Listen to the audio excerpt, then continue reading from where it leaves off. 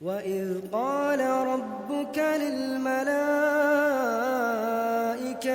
إني جاعل في الأرض خليفة قالوا أتجعل فيها من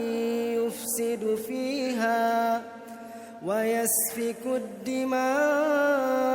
ونحن نسبح بحمدك ونقدس لك قال إني أعلم ما لا تعلمون وعلم آدم الأسماء كلها ثم عرضهم على الملائكة فقال أنبئوني بأسماء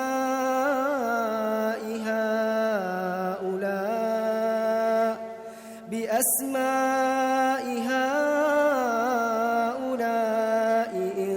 كنتم صادقين قالوا سبحانك لا علم لنا إلا ما علمتنا إنك أنت العليم الحكيم قال يا آدم أنبئهم بأسمائهم فلما أنبأهم بأسمائهم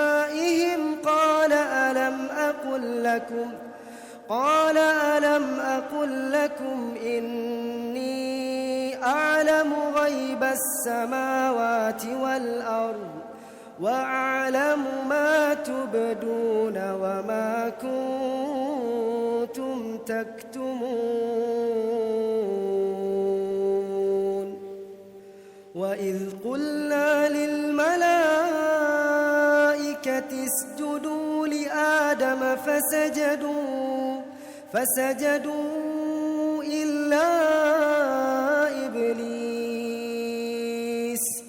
فسجدوا إلا إبليس أبى واستكبر وكان من الكافرين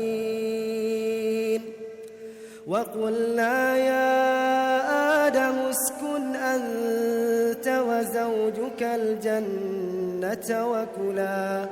وكلا منها رغدا حيث شئتما ولا تقربا هذه الشجرة فتكونا من الظالمين فأزلهما الشيطان عنها فأخرجهما مما كانا فيه وقلنا اهبطوا بعضكم لبعض عدو ولكم في الأرض مستقر ومتاع إلى حين فتلقى آدم من ربه كلمات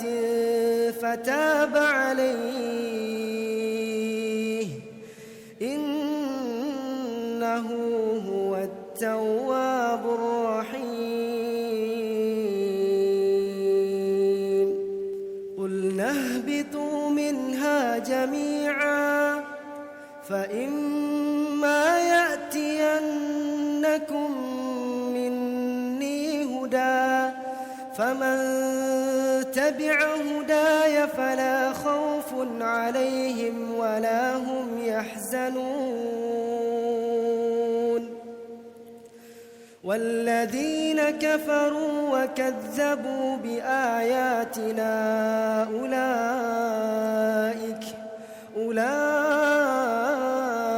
أصحاب النار